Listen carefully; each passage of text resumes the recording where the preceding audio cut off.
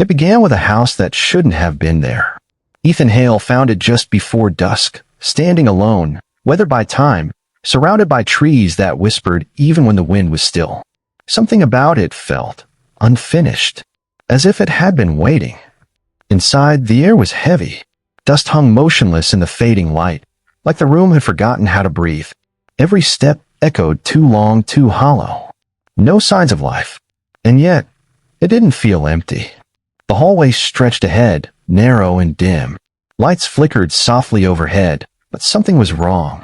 The further Ethan walked, the longer it seemed to become. He stopped. The walls, barely noticeable at first, seemed to shift, expanding, contracting, breathing. At the end of the hall, a door. But it wasn't where it should be. It looked farther away than it had a moment ago. The house wasn't staying still. In the kitchen, something had changed. A door, one he didn't remember, sat where there had been none. The layout was rearranging itself. So he did what anyone would do when reality stops making sense.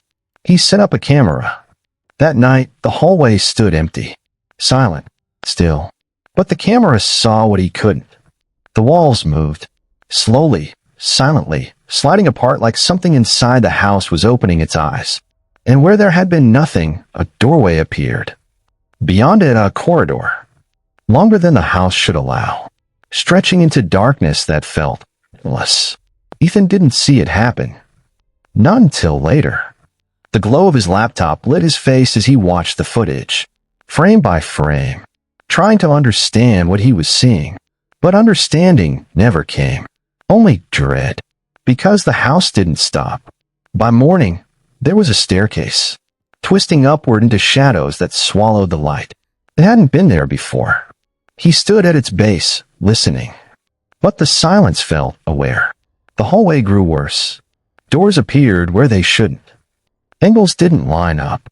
Nothing connected the way it should. Still, he kept recording. And the house responded. A new door began to push outward from the wall, like it was being born. Ethan watched in real time now, waiting, hoping it would stop. It didn't. The door opened. On its own, inside a room, warm, dim, wrong, a bed, a desk, arranged carefully, like someone lived there. But no one should have. At first, it was empty. Then, something moved. A figure, sitting on the bed, facing away, perfectly still. Ethan couldn't move, couldn't look away. The figure stood.